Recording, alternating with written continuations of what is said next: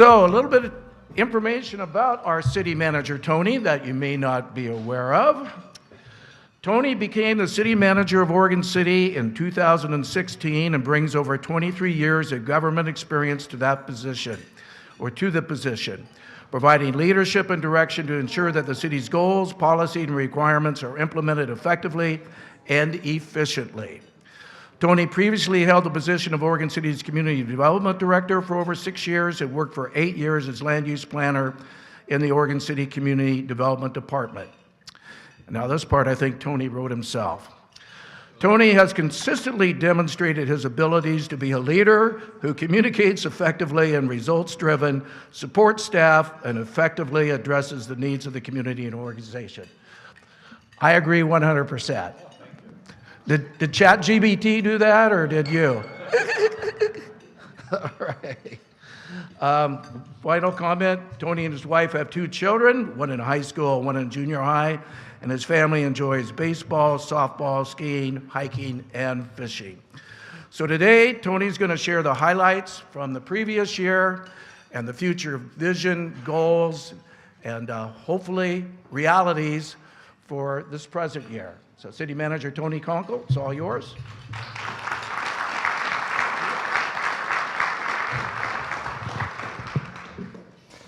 Thanks, Kent, for that introduction. Next year, if I'm invited back, I will update that. Good afternoon and welcome everybody.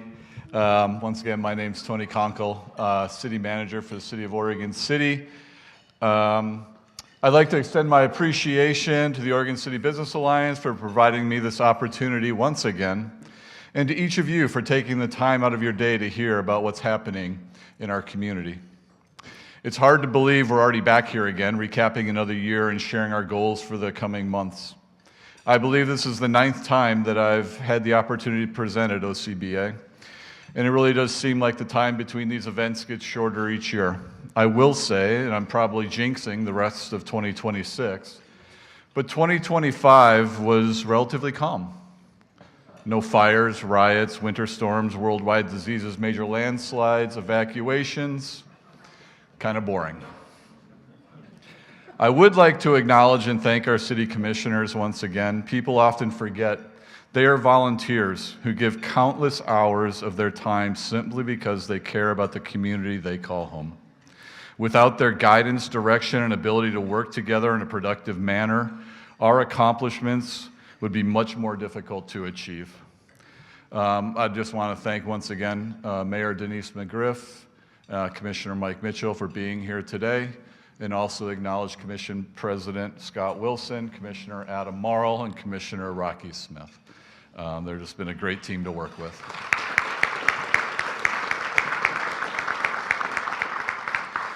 It's been a great year of collaboration, not only between the commission members, but also with staff, tackling difficult issues, expanding opportunities, and focusing on improving programs and how we provide them. The commission came together early last year to adopt the current commission goals and priorities, an important step in the commission identifying the direction of the city for the 25 through 27 fiscal year, which then drives programming, budgeting, and the prioritization of the limited staff and fiscal resources that we have available to us. I greatly appreciate the efforts and commitment of each commission member, and also the respect and support that they have for the work that the city staff do on a day-to-day basis to keep Oregon City running, growing, and improving. Speaking of staff, I'd like to I've been joined today by many of my executive team department heads, and I'd like to recognize them as well. Sorry, Matt, we did it in alphabetical order, so you're last. No, this is not a flashback to 2014. Yes, that is Scott Archer, our Parks and Rec Director, back again. For those of you who don't know, Scott had an incredible tenure here within the city over 10 years ago. I'm just really excited to have him back on the team once again. Our police chief, Sean Davis, our IT director, Mike Dubai. It's funny about IT. He can actually come in and talk about IT things in a way that I somewhat understand, and I don't just freak out and be like, how big of a check do I have to write? Our HR director, Patrick Foyles, who brings the patience of a saint. Our Dev Manager, James Graham, he does an incredible job trying to improve the economic opportunities in our community here.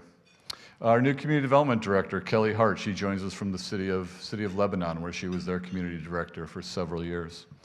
Our Communications Manager, Jared Lyman, big thanks to him.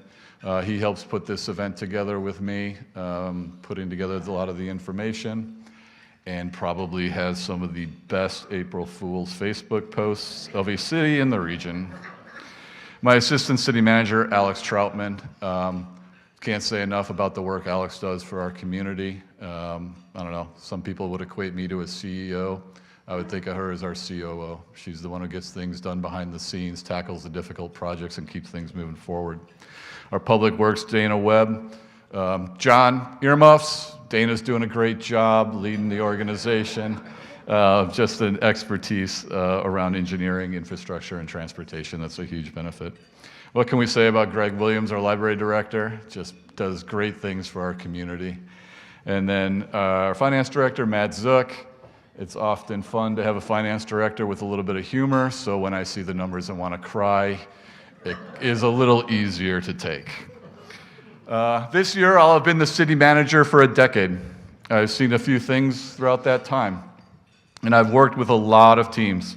It's no understatement when I say that this team we have working in Oregon City right now is one of the best groups I've had the pleasure of working with. Several directors have been city managers or city administrators, and others have been acting city managers in Oregon City or other jurisdictions. I bring this up because this team not only brings an expertise to the department they are responsible for, but a larger view of Oregon City as a whole, bringing decades of experience to our community to focus and solve the difficult and challenges that we face on a daily basis. They and the teams they manage do tremendous work, much of which our residents don't even see.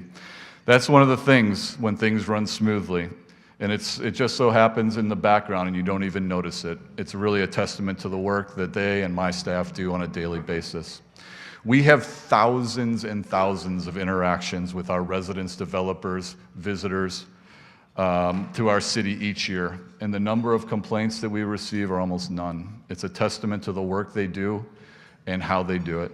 I couldn't be more proud of them.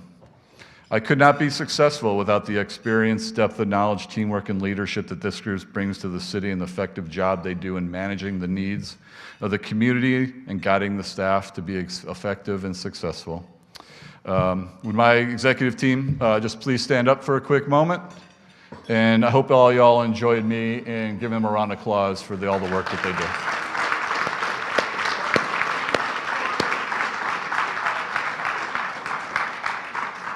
Thank you.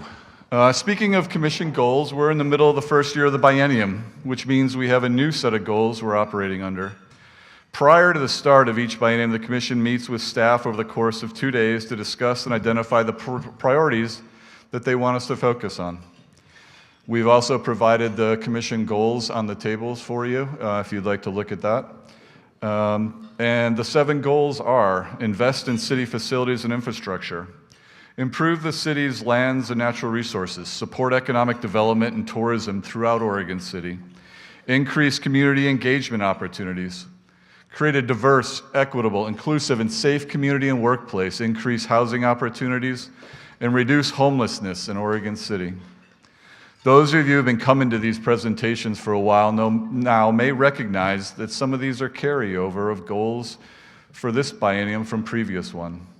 Some goals and priorities have a clearly defined finish line. You can point to a capital improvement project and say it's done once the construction crews have left. Others have longer term, and they take time to change or to implement, or those goals and priorities change as we accomplish things. Looking back over the past year, our team has made progress on many of these goals and priorities. Our contractor has finished the first half of an extensive project replacing 4,500 linear feet of outdated and undersized water lines in Molalla, and with a new 30-inch water transmission line from Beaver Creek to Holmes Lane. This dramatically increases the system capacity, providing sufficient water for the area's needs now and into the future.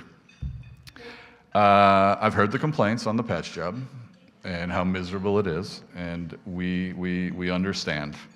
We've been working with the contractor, and the patch is just the first temporary step. First, we had to replace the main line. Then we had to pressurize it, test it, sanitize it, make sure there were no leaks. We've completed all those steps. We're currently in there right now, ripping out that patch job and connecting all the laterals to all the adjoining businesses.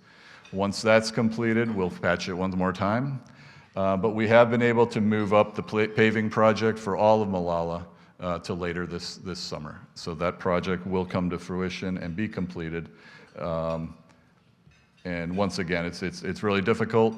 You know, how much you fix it, you rip it out, you fix it, and you have to rip it out again just because of the nature of the work that we have to do to make sure that that water line is safe and in place. Another project that we're moving forward with, and we've continued to work on for years, has been inflow and infiltration, or I&I work. This project prevents stormwater from getting into the sewer system. Doing this saves money, as we don't need to pay to upsize sanitary sewer lines to convey rainwater, and we don't need to upgrade the treatment plant to treat rainwater runoff if we can keep it out of the system to begin with. Better yet, cost for a portion of that work is being reimbursed by Water Environmental Services because it helps them by preventing the need for very costly capacity increases at the treatment plant. I'd like to thank Director Geis for supporting the program and helping local governments in making infrastructure improvements that are a benefit to both agencies. These I&I projects became especially beneficial in conditions like we saw in December, when we had record-breaking rainfall throughout the region. The areas that we've completed the I&I work saw much lower volumes and flows through those sewer pipes than we've had in prior events. As I stated, one, it avoids the need to upgrade pipes just to carry clean rainwater. The second part is, you know, as those pipes hit capacity, reducing any type of overflow that we may see when our systems get inundated like that. Other projects that staff have been working on and advancing include Oregon 99E from 10th to Tumwater Village, streetscape and shared youth path design. We were able to secure $2.2 million from the Metro Regional Flexible Fund grant program to accomplish that design work. The Henrici Reservoir funding for a 2.5 million gallon reservoir to serve 1,100 homes in the Thimble Creek area. Thanks to the efforts and support from Representative Hartman, the $6.5 million project received $6.5 million in state lottery funds to complete that work. The Washington Street pedestrian and street improvement program, so essentially improving sidewalks and the street on Washington Street from Metro to the end of the Oregon Trail. We worked with Representative Bynum's office to secure $4 million in federal transportation funds for the $4.5 million project. So not only are we completing projects, but really engaging with our representatives to identify additional funding to help supplement the funds that we have available to complete some of these projects throughout our community. Another big step towards one of our goals is improving our parks, lands, and recreational facilities. This was completed last year. After numerous meetings and community engagement sessions, we adopted the Parks Master Plan. This is a multi-year effort establishing and guiding parks and recreation priorities for the next 10+ years. The Parks and Recreation Department has also been creating the first 5-year capital improvement plan in coordination with the Parks and Rec Advisory Committee to guide our parks capital improvements moving forward, allowing us to prioritize, plan for, apply for grants, and identify funding for these important projects in our community. As part of that master plan process for the parks was the reevaluation of the system development charges that we charge. The City Commission not only implemented new SDCs to account for the future needs of our growing community, but to address equity and affordability through by tiering the residential SDCs so that smaller homes pay a smaller proportion than a larger home, tying the SDC charge to the anticipated impact rather than a one-size-fits-all approach that has traditionally been used. The Commission has asked staff to research the tiered SDC model for all impact fees to implement over the next year. The master plan focused on our existing and future facility and park needs. And one facility that rose to the top was the pool. Just this past Saturday, the Parks and Rec Department team held an event marking the 60th anniversary of the Oregon City Pool. There are lots of memories in that building, and numerous residents came and shared some of their favorites. But with all those memories comes the truth that the pool is past its lifetime. We completed a resurfacing project of the pool last year that will extend its lifetime, but the facility is no longer adequate for a community of our size. There's just a few more people living here than there were 60 years ago. 1966, we had approximately 8,500 residents. We're currently just under 40,000. Pretty sure the pool hasn't grown by 5 times over that time period. But I do commend staff for their ability to program that facility, maximize its use, and really keep it running. As we move forward, we're going to need to have a conversation with the community about how we address their needs and wants, like an adequate pool facility. The city will be moving forward with a community engagement process this year to discuss the future of the pool. Do we want a pool? If so, how big? Where? What should it include? And the $60 million question is, how do we pay for it? I look forward to hearing from our community, the Parks and Rec Advisory Committee, and pool users on what they'd like to see out of that facility for the next 60 years. One element of our goal to increase community engagement is with events. And our Parks and Rec team have really gone above and beyond in recent years. Our second Independence Day celebration was a tremendous success with a laser light show that was beyond impressive. They also held the inaugural Fall Festival, which brought hundreds of people to the Pioneer Center and Library for what will be our newest community event. When you add these events to existing favorites like our movies and concerts in the Park series, all of which are free, to the community, you see how much our Parks and Rec team is doing for our residents. One member of our team has been recognized outside the community for their efforts. I'd like to acknowledge Taylor Miller, who was honored by the Oregon Parks and Rec Association with the Rising Professional Award because of all his hard work and dedication to our residents. I'd like to congratulate and thank Taylor on his award, and it's great for Oregon City to have such dedicated and talented staff. Our library consistently ranks at the top of the community aspects on our that our residents enjoy and in our community survey.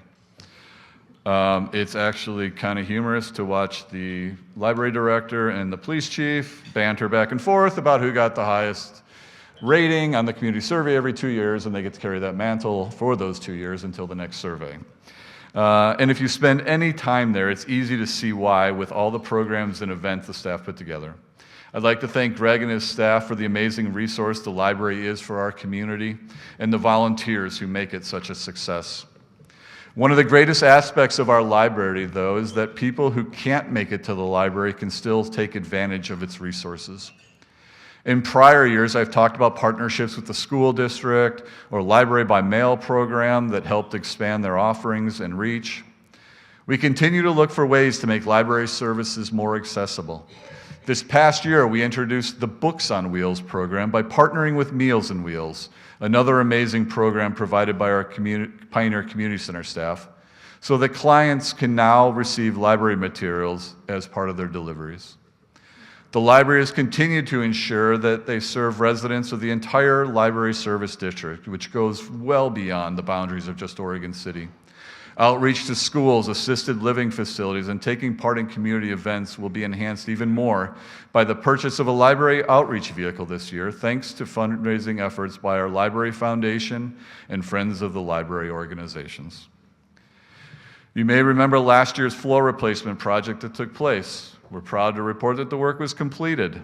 The new floor was picked specifically to match the Carnegie Library building, honoring our historic facility's heritage while maintaining our facility.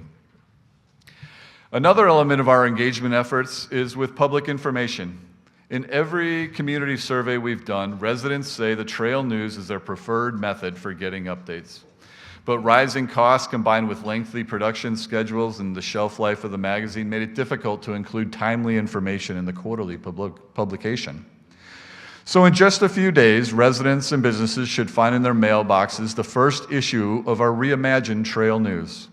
It will now be a streamlined monthly newspaper with timely news and information updates, as well as upcoming neighborhood association and city meetings. It's been a big shift for the team, and we're excited for residents to see the new look. I'd like to thank Jared Lyman, our communications manager, as well as the communications staff from all the departments who've really embraced this change. You can imagine going from producing a document 4 times a year to 12 times a year. in providing that information. But I do really think it'll be great for our community in terms of how we provide information, how timely it is, and just being more responsive to what's happening. Increasing housing opportunities is an important goal, but one that the city doesn't always have a lot of control over. But where we do have the ability to help, our community development team works incredibly hard to make it happen. Clackamas County has started construction of the cottage cluster of affordable units up in Park Place. According to the Clackamas Housing Authority, with more than 200 units, it's the largest cluster development in the country. And plans for every one of those 200 units was coordinated with our planning and building departments to get that done in a timely manner to meet the deadlines that the county has for their funding, as well as delivering that project. This is a long-needed project that will improve the lives of the residents with better housing and opportunities while meshing seamlessly in with Park Place. Speaking of plans and permits, our team has been working on permits for a large number of bond programs that were approved over the last couple of years, working with Clackamas Community College on their master plan and their detailed development plans for additional building improvements up on the campus, as well as the Oregon City School District to implement the bond projects that they've been approved to do. They've also been reviewing plans for the old courthouse project. Everyone near knows how important the property is for the community and for our downtown especially. And we're looking forward to continuing to work with Mr. Henderson from Level Development Northwest and his team. One aspect of the project is the eventual dedication of Liberty Plaza to the city once the redevelopment of the site is completed. Liberty Plaza, the location of the historic Liberty Theater, has become the public gathering place for a number of great events downtown, including the first city celebration, wine walks, and trick-or-treat on Main Street, to name a few. We're excited to work with Seth and his team to make this space an even better one than it is today. When the courthouse left downtown, there was understandably a great deal of uncertainty as to what the impacts would be. The Commission has worked to support downtown as this transition continues, and one improvement based on the comments we heard is expanding the downtown parking from 2 hours to 3 hours, increasing the amount of time a customer can support the downtown services and restaurant. This change is currently in process. Our two-person economic development team has been hard at work this year as well. There may be a small team, but have continued to produce programs and projects to help make Oregon City inviting to businesses. The Adaptive Reuse Rehabilitation Program was approved by the Commission, which provides forgivable loans to property owners looking to rehabilitate older structures in the Urban Renewal District. Our historic charm is a key part of our community's identity, and this program can help businesses keep that history while investing in their properties as they grow and expand. Enterprise zones are effective tools to help attract businesses to areas by providing tax incentives for qualified employers. This past year, the city was able to not only renew our enterprise zone, but expand it as well. Staff is working to also expand the vertical housing tax credit program to support mixed-use housing within not only downtown, but the mixed-use corridors throughout the city. Our economic team doesn't just focus on large employers, though. Just last month, the third cohort of the BizPod graduated from the program. BizPod is a novel program that pairs selected groups of owners of Oregon City-based startups with mentors and experts to help provide them with the skills to make their businesses thrive here in Oregon City. Another program that has been in the works for a long time that was finally completed was the creation of the Destination Marketing and Managing Organization, or DMMO. Travel Oregon City has selected an executive director, Celicia Johnston, and is now working to market our community and help bring new visitors and revenues to our businesses. We continue to work with the organization in a supportive role, and with tourism in their hands, more effort can go into developing that industry here in Oregon City. In just a few days, the window closes for the developers to submit responses to the city request for proposals for the Northeast Gateway project on the Stimson property. This is the parcel ideally located in town between the Metro station and the Amtrak station. The Urban Renewal Commission has expressed their desire for a multi-use development that includes retail, possibly hotel lodging, and perhaps with workforce housing. We're excited to see what developers come forward with, and hopefully we'll soon see new things happening on that site. A second project that we're working on is the final disposition of the old Public Works facility on Center Street. Staff is currently preparing a Phase 1 environmental assessment and will be following up with the Commission for direction on what they'd like to see on that property and the 2 parking lots across the street. The Commission has a desire to return the property to the tax rolls and potentially exploring a market rate or workforce housing type of development on those lots. The city continues to work with the Confederated Tribes of Grand Ronde on the redevelopment of their property. Grand Ronde has been a great partner, investing in Oregon City and making tremendous strides in demolishing buildings and clearing the site for redevelopment. Years ago, prior to Grand Ronde owning the property, Metro and Oregon City successfully secured $12.5 million from the state for investment on the property. These funds, which were held at Metro, have now been transferred to Oregon City, and we're currently negotiating with Confederated Tribes of Grand Ronde and their staff to determine how that money will be invested on the property. Those funds now need to be spent within about 2.5 years. I look forward to our continued partnership with Grand Ronde to transform the property into an amazing asset for their community and ours. As we strive to expand the business, investment, and tourism opportunities in Oregon City, I also believe that as a community we have expectations. On January 1st, we implemented a civil exclusion zone in downtown Oregon City that focuses on behaviors that we would not like to see, such as public intoxication, harassment, disorderly conduct, blatant destruction of public and private property, and activities that are the opposite of what we're trying to achieve and create in our downtown. I believe that this will be another tool that will assist our police department in keeping Oregon City the safe and inviting place that I think all of us want it to be. As I said before, I believe that Oregon City has also been leading in addressing the impacts of homelessness in our community. For our homeless community members, businesses, residents, visitors, and staff, we've invested in a homeless liaison officer, a behavioral health specialist, case managers, trained staff, carrying Narcan, increased communication between law enforcement and social service providers, all in an attempt to improve a situation with no clear and obvious solutions. One project I'm particularly proud of is the creation of our new caring court, and I appreciate the county's support of our grant proposal to make this idea a reality in our Oregon City Municipal Court. I'd also like to recognize and thank Judge Lindgren for taking the lead in advocating for this program. It's a novel approach that's been gaining popularity in courts around the country. Instead of focusing just on punishment, it looks at the reasons behind the crimes people are committing and works to provide them with the resources and the help they need to not reoffend. Similar courts have had tremendous success with much lower recidivism rates than traditional courts and with far lower rates of failures to appear. In the past 3 months, the court has started working with 17 people, and 1 person has graduated from the program. Thanks to the caring court, that person has obtained stable housing, is working, and has even had custody of their child restored. It's just one of what I'm sure will be many stories of people who are able to improve their lives and no longer circle in the revolving doors of our justice system. Now, none of this work can happen without careful budget planning and management. The city went through our biennial budget process last year, and it was difficult, but Matt brought the jokes, so it was great. Just like each of you are dealing with rising costs for your businesses and homes, so are we. So we have been careful and deliberate in our spending, between our management team doing a great job managing to their budgets and to our finance team who do an incredible job with their forecasting and keeping everyone on track. We continue to provide the services our residents depend on and deserve. The Budget Committee spent several meetings working through the budget options and came together to recommend to the City Commission a budget that provides for core services, commission priorities, and project programs and events that are a priority for our community.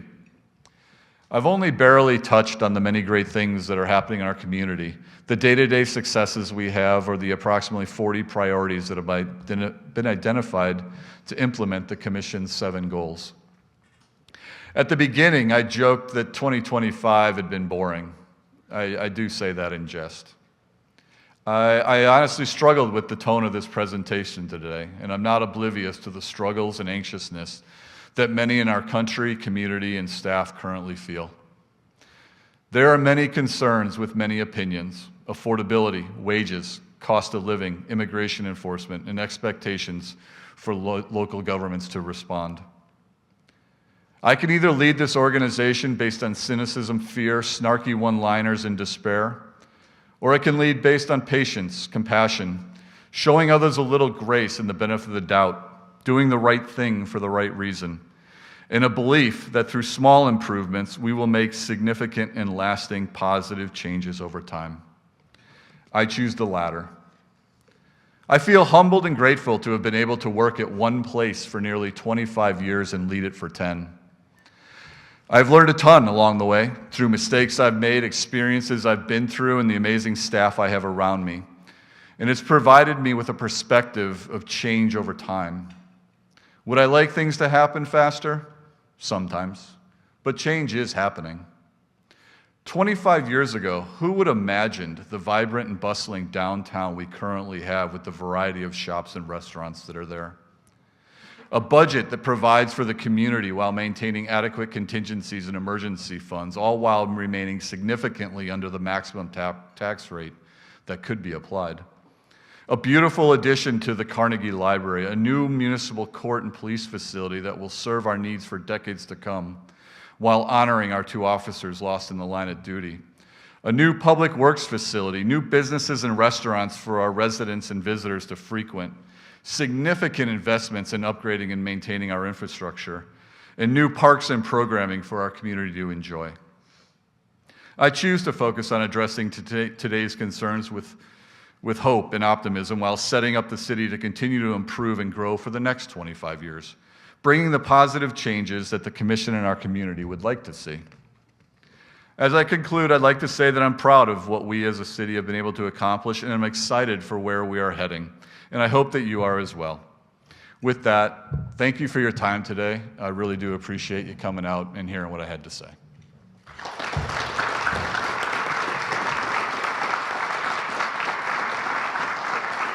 All right, Tony, don't go anywhere.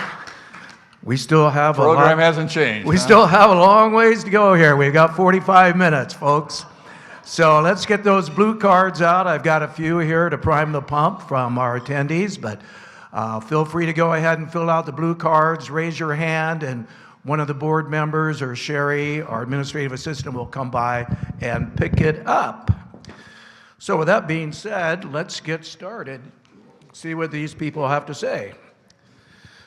Regarding reduction of homelessness in Oregon City, a stated goal of the city is to work with businesses, Clackamas County, and nonprofits to address existing impacts and identify solutions. How can I, as a business owner, engage in this effort and conversation? I think that, some of the ways to engage would be reaching out, speaking with our police department. We are also meeting regularly with the service providers, such as Father's Heart, Love One.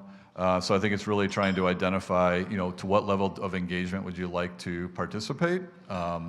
Obviously, you also have the work that is happening around the Caring Place. So there are opportunities to engage. I guess the question really is, in what form would you like to? Engage? So I think that there are several organizations that have been set up in the community that there are opportunities to participate in, as well as just reaching out to the city to see what we're doing as well. And we can also provide those contacts to those organizations depending on what you'd like to participate in and what you're interested in. All right. Thank you. Is Clackamas Cove still intended to be an economic driver for Oregon City's economy, or is the city just trying to make it into a park now? I think it's interesting that it's kind of come full circle, and so I think that there's lots of discussions about what happens with that property. Right now we have identified it. There were some plans brought forward, some ideas to re-engage the conversation about what should it become? Is redevelopment of that property for housing or mixed use realistic, or is there more of an open space component to that, which also can be an economic driver depending on how it's built and designed. So I think that there's probably an open discussion, that there has not been any decision on how that moves forward at this point. Okay. I know our Economic Development Administrator, James Graham, is here with us today. Good to see you, James. Something that, because I drive McLaughlin every day, and I've noticed that Rite Aid is now closed and CVS is not reopened in the Oregon City Shopping Center. I know that Sherry's is closed. I know that Firestone is closed, and that the Oregon City Shopping Center has a huge parking lot that's being very underutilized. Recognizing that the Cove has environmental constraints, they're in the floodplain in certain portions, has the Economic Development Department for Oregon City ever considered reaching out to the owner of the Oregon City Shopping Center to do a master plan of all that land that's being underutilized in conjunction with the Cove, since they're right next to each other? No, we have not.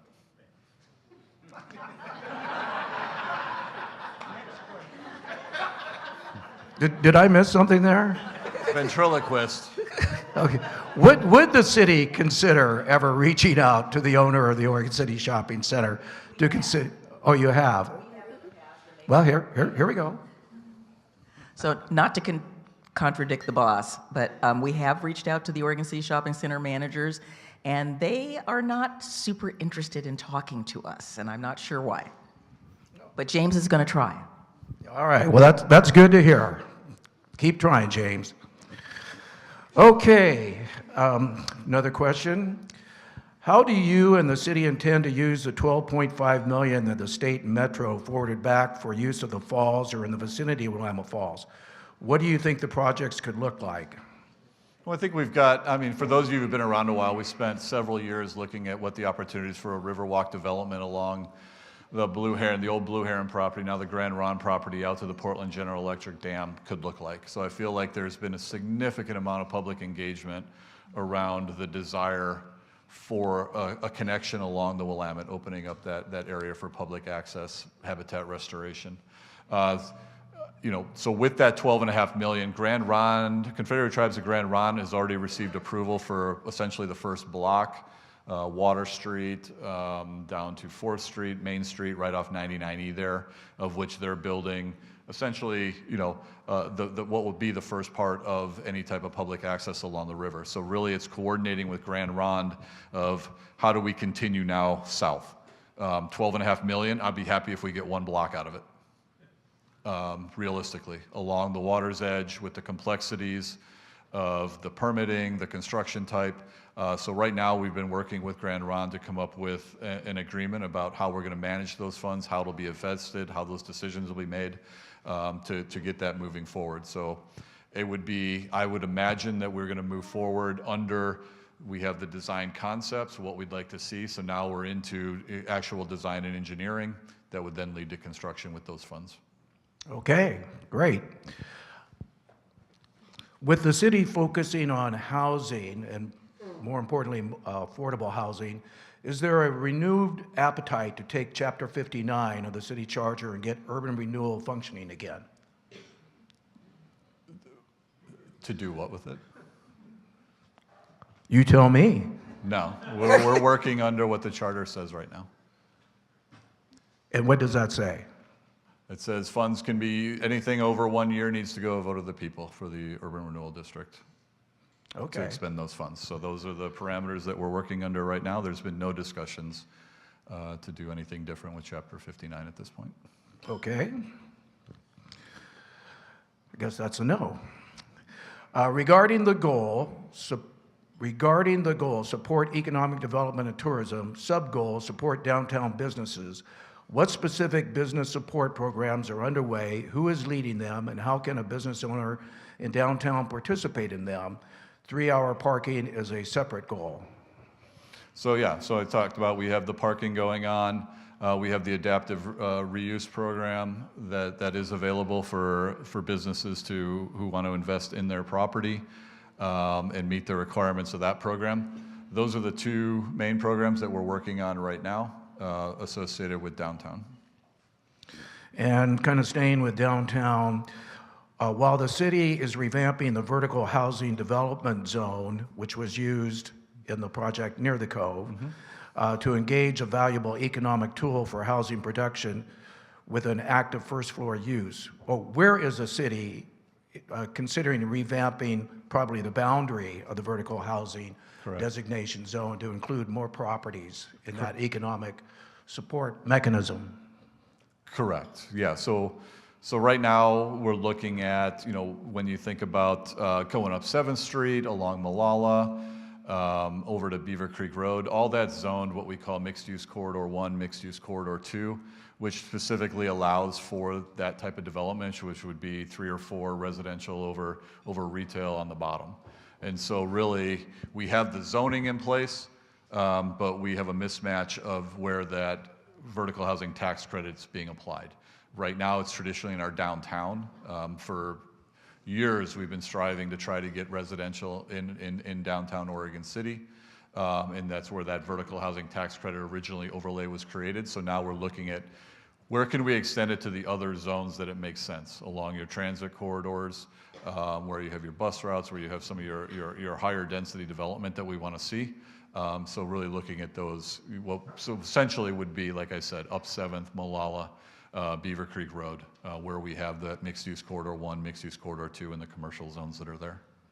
Where those type of uses are already allowed, outright allowed. Okay, and the vertical housing zone designation, if I understand correctly, what that allows for is the property taxes are frozen at the value of the ground, even after the building is constructed for up to 10 years. You have to have first floor retail and then up to 4 floors of residential above. Is that your understanding? Yeah, yeah, there's a prorated for every floor of residential increases the amount of the tax abatement that can occur. Okay, but it's mostly a property tax abatement for up to Correct. 10 years. Okay. How is the city going to protect our immigrant neighbors against ICE? This is, I think, one of the things I was talking about in there is these expectations of what the local government can do. We don't enforce federal immigration law. It's a division. We're not involved with it.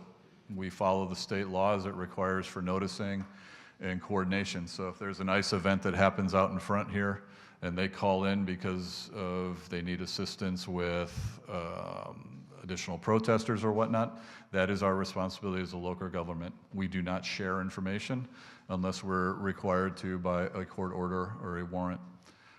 We've trained our staff on this. I think that this expectation, if there's this expectation that our police department are going to come riding into an event and somehow pull somebody out of being arrested by a federal agent, it's not going to happen. It's not legal. We can't do it. We wouldn't go raid it. We wouldn't go jump into an FBI raid or a DEA raid. I know it's not what people want to hear, but there are separations of government and what we're responsible for. It's interesting as I've thought about this and watched this happening over the last few years or last couple of months. Our commissioners have passed a resolution confirming, that we will follow the laws of the state of Oregon as our police department and our staff at our facilities. This really does become what do you do as a citizen and a community member of this community and this country. There are limitations to what government can do. So I guess the flip question of that is, what are you doing for your community members? Right? Are we investing in whistles? Are we bringing them food? Are we helping their children get to school because they don't want to go out in public? Right? That's not a local government service, right? That is a community coming together to support their other community members. So I appreciate the question, but there truly are limitations to what we as a local government can do. Could we set aside some money? Certainly, right? Could we give it to an organization that provides food assistance or educational assistance or attorney fees? I suppose, right? What I worry about is this expectation that somehow our police department is going to come in and intervene in a situation, right? And I say this because this is one of those hard discussions with a lot of opinions. As someone who is responsible for the safety of a community and our staff and our officers, right? I have a concern, right? If you are breaking a law, it is law enforcement's job to address that. This is not the law enforcement's problem. This is the elected officials' problem who has refused to address this issue for decades. So it puts us in a really, really hard spot. But once again, we do not enforce federal immigration or any other federal laws. So, like I said, I think it is really what do we do as a community outside of local government. There are some things we can do around the edges, but it's not going to address the actual, someone getting picked up by ICE agents or Border Patrol. And like I've told some other folks, we've had these conversations, right? Once you run, you've now committed another crime, which gives them another reason to pull you over and arrest you. It's like a vicious circle that just goes round and round. I don't have a good answer on this one, right? Elections matter. Being involved matters. Democracy matters. Standing up in your community matters peacefully. And it kind of got to my point about patience and time. Because it has to be nonviolent.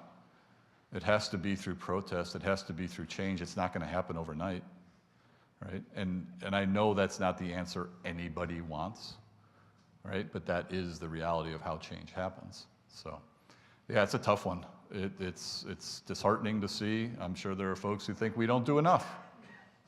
I'm sure there's folks who think we do too much, right? But I think for us, it's, what can we do? How can we make sure our staff understand what the legal requirements are that we're bound by as a local jurisdiction? What we do outside of government is just as important as what we do inside of government. And you can't just say, city commissioners go fix this, because they can't. Right?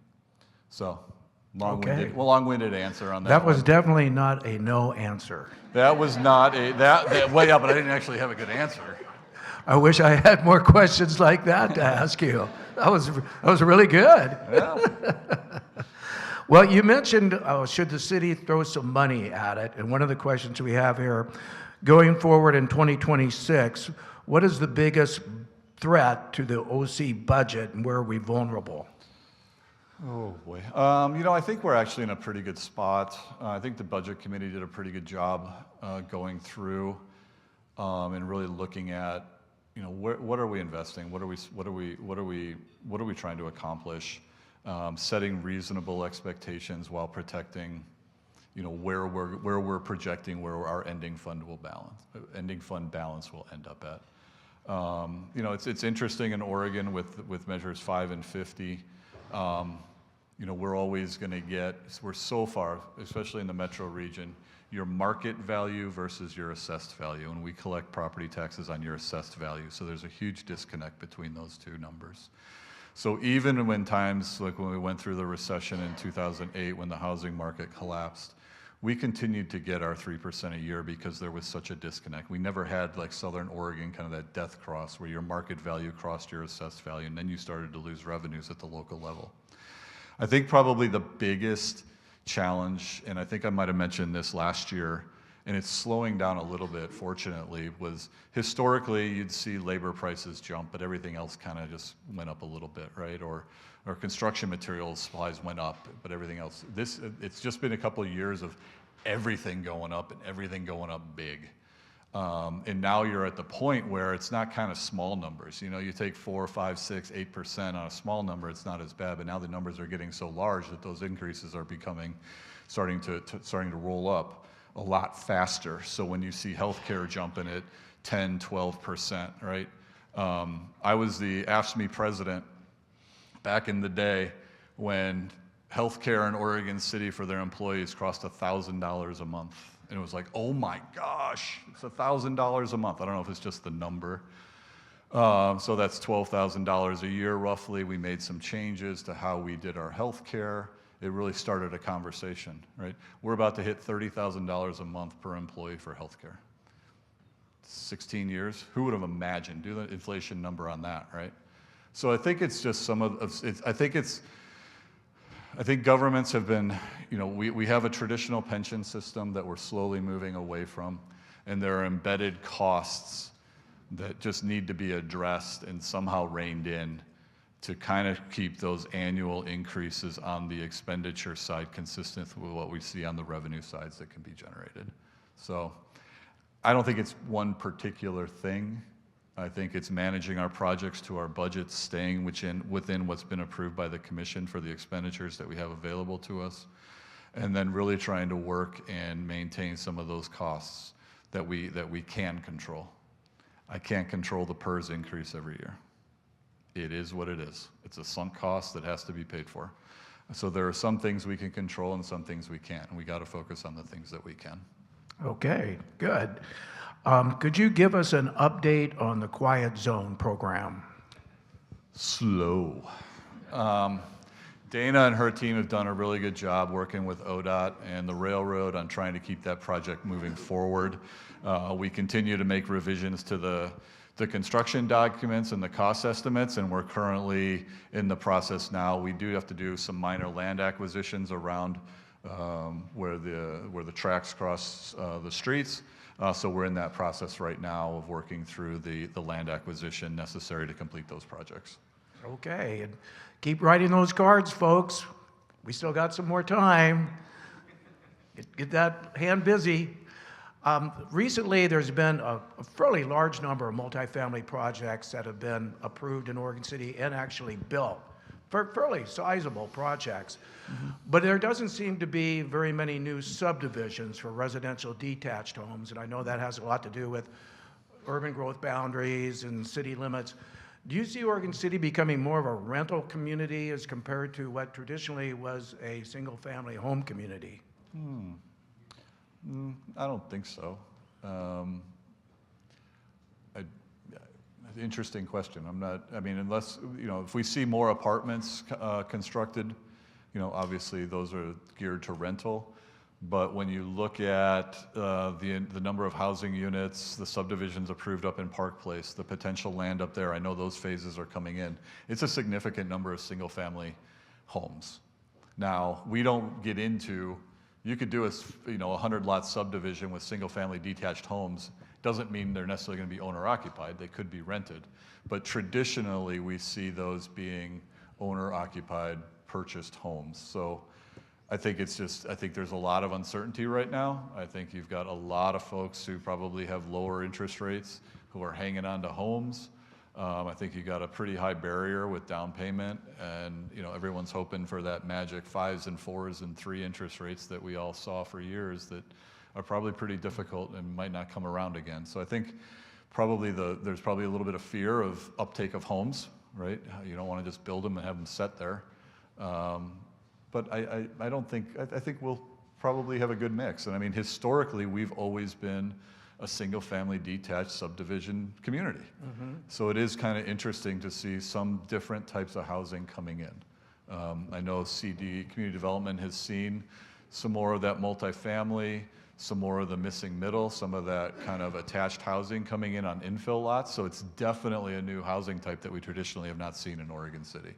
So I don't think it's cannibalizes the one. I think you actually might see an increase in housing types that are available that we traditionally haven't seen as a kind of a outer suburb. Well, and that's what everybody wants is a choice. Mm-hmm. And we do know the cost of land just keeps going up and up because of its limited supply. I will put a little plug in for the Park Place area that Tony's referring to. It'll be the site of this year's Street of Dreams off of Holcomb Road. So if you've ever gone to that home showcase in the summertime, you won't have to go very far. It's right here in Oregon City. So, in fact, I'm going to drive up there after our forum today, see what's going on. Yep, busy place. It is. How do you see the city's relationship with the county and the state? Well, at the staff level, I think it's productive. I thanked Director Geis earlier. His leadership with Wes and the relationship with the city in terms of the I&I program. We have a good neighbor agreement focusing on educational and environmental and infrastructure improvements we can make kind of in that Cove, Clackamas Park area. I think we work well together, right? We're trying to accomplish similar goals here. Do we have disagreements? Sure. Funding is difficult, right? projects are big anymore. There's no kind of small little projects anymore to do. They're all multi-million-dollar projects that are, need additional funding and agreements and competition with other projects that are just as important throughout the area. With the state, not much interaction. To be honest, we have some work with Oregon Department of Transportation that we do. Obviously doing a lot of work trying to keep up with the legislature and all the changes related to housing and the code amendments that we have to make, working with DLCD and their staff while trying to meet what our commission would like to see. Kind of really not just taking the boilerplate cookie cutter, the state says you're going to do this, but how can we take those, achieve the goals the state's trying to accommodate, but make sure that it is respectful to what we want to see as a local community in terms of type or density or design standards. So, there's give and take there, but from a staff standpoint, we have good working relationships. We have to be successful. We're kind of we're the low one on the ladder here, so we can't just do it all ourselves. And speaking of relationships with the state, recently Governor Kotek rescinded the transportation bill that was going to be funding ODOT and a lot of other programs. Do you have any updates on possible tolling of the George Abernathy Bridge? I do not. I know that our commission talked about, we have the short session going on right now. Any discussions around that, they've asked us to make sure that we convey that we believe that the language related to tolling should be removed, that we don't want it. So it's still something that the commission is aware of, and that's their position on that. Yeah. Yeah. Okay, the House bill that was passed in a special session was House Bill 3991, and the governor had recommended that it be repealed. It cannot be repealed constitutionally, so the measure will go to the measure was put on the ballot for voters to engage and answer whether they wanted these increases or not. So the good news is for us, because I've been fighting for that, is that tolling will stay off the table, and part of the 3991, it has been approved to be repealed. So that statute is repealed. Will be no consideration in the short session. The only thing, and I'm not aware of, I haven't seen anything, the only consideration that may be taken up during the short session is whether the vote for the repeal will be in November or in the primary in May. So that's waiting to be seen. Yep, that's great news, thanks. That is very good news. That's the last thing we need to deal with is paying a toll to cross the river. Is urban renewal collecting the full rate again? No, we're not. I think we collected we reduced it for the biennium. I think it was 25% the first year, 50% the second, I believe. Oh, was it 25? So we're under collecting in the district for both years. Okay. This is kind of an open-ended question. Can you give our group 5 of the greatest accomplishments the city did in the last calendar year? 5 of the greatest accomplishments? And that's a question you can't answer no to. No, you cannot refuse to answer that. Well, I think that they had a very productive, starting off back in January, February, I think the goal setting, when you bring in a new commissioner into that process, to be able to sit down together for 2+ days and try to identify where you want to be in 2 years and kind of revisit where you've been over the last 2 years, I think is a really important step. I know it's not some, cool project, but it is important for how we move forward as a community, as well as getting buy-in amongst the elected officials and the executive team as to which direction we're heading. I think that the budget committee did a really good job, a really thoughtful process of working through a difficult budget, making some hard decisions, finding some compromise in some areas of agreement where they can work together. Everybody didn't get everything they wanted.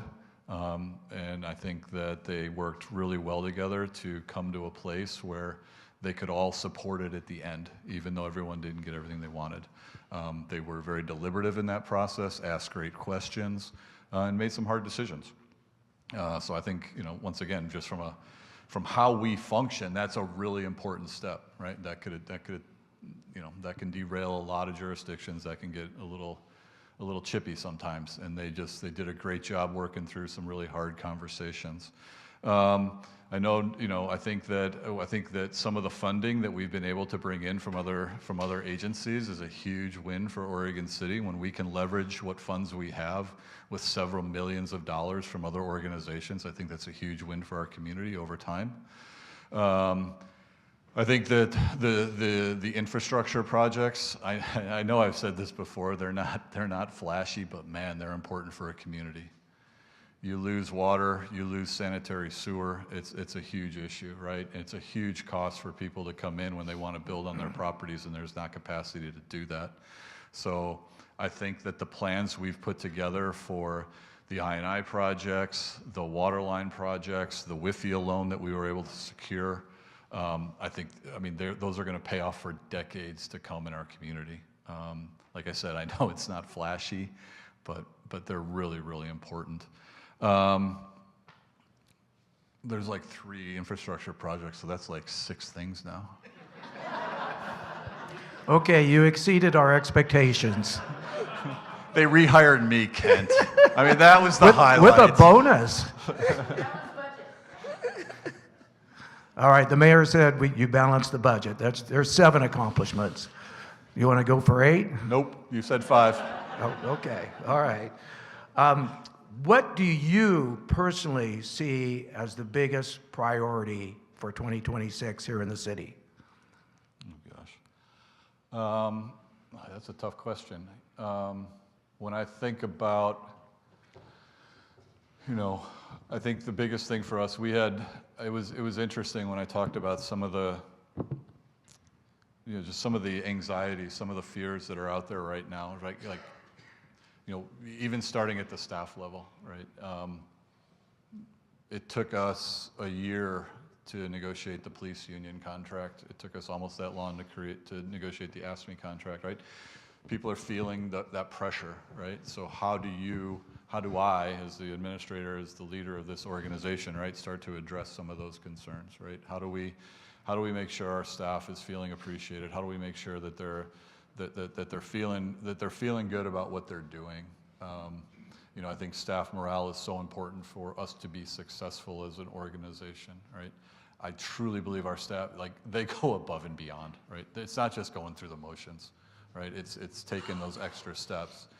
So, I think that's one area where when I talked about PERS increases or health insurance increases, right? Or just keeping up with a standard COLA relative to what we're seeing in property tax increases, right? The puzzle's getting harder and harder to put together. That pie isn't getting necessarily big enough to keep up with the demands for it. So I think that's definitely one thing internally that we'll have to work on and think about and project for. This time next year, we'll be starting this process again for the new budget. It flies by. I think externally, once again, it's back to infrastructure, whether that be our water, our sewer, our roads. I think we're going to have a huge discussion this year about what happens with our pool. That's a huge, that pool gets a ton of use, right? But we are literally keeping that thing together by making up parts sometimes. It is time to have that discussion, and how do we do that, right? And it's a tough climate to have that discussion. Nobody wants to pay more for anything. I get it, right? But how bad do you want this resource, right? Or do we just ride it till it breaks, right? And so I think that'll be a big discussion that we have with the community moving forward. And then, I think one of the biggest things for you all, in November, I have a mayor who's termed out. I have Commissioner Smith is termed out. Commissioner Marl, we'll see if he decides to run. So you have 3 of your 5 representatives are up for election in November, right? That's going to be a big decision for the community to make on what direction we're going to take as a community. So there's some things coming down the pipe. Anybody want to throw their name into the hat? Not yet, huh? Okay, so Tony, just so you know, not all the questions are tough questions. I'm going to read this question so you know I'm not making it up. All right. What is your favorite zoo animal? My favorite zoo animal. I'm not kidding. He's not. That's what it That says. is true. Where do I like to go when I go to the zoo? Let's see. The bar's closed. I don't know. I think I gotta go like grizzly bears or Grizzly something bears? like that. Not a Yeah. lion? Not a lion. No, not a tiger. No. Okay. Yeah. Why a grizzly bear? The Bears. Yeah. I'm from Chicago. I'm still recuperating from the loss last weekend. So. Yeah, but that Caleb Williams that passed in the end zone for a touchdown, that was pretty impressive. I know. But there's always next year. Never heard that. We've been before. saying that one for a Never long heard that time. one before. All right. Well, I personally, on the behalf of Oregon City Business Alliance, want to thank Tony for coming here today, giving an excellent PowerPoint slide presentation on last year's accomplishments, goals and objectives for 2026 going forward, but most importantly, being willing to answer all of your questions. He doesn't know what those questions are. We don't prepare him ahead of time. So he's got to be ready to speak on the moment's notice. So could we give Tony a hand, please?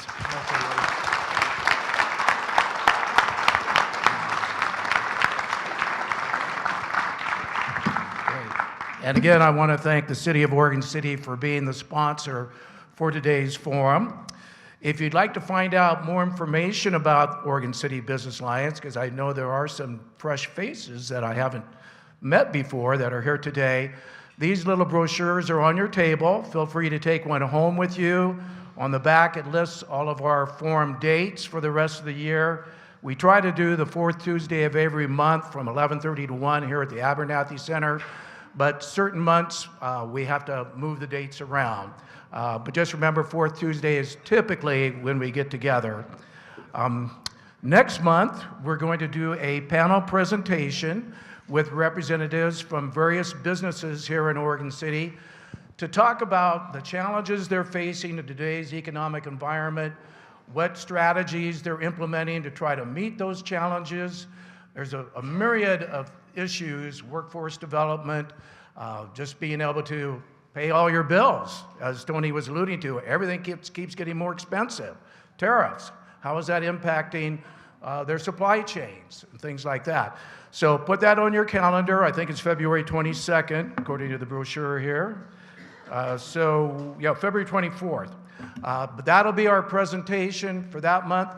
Again, Diana, you weren't here when we were introducing the elected, so I want to recognize County Commissioner Diana Helm. Glad to have you here. Does anybody have any questions? If you remember the white cards, if you could just take 30 seconds. I'm not going to let you go. 30 seconds.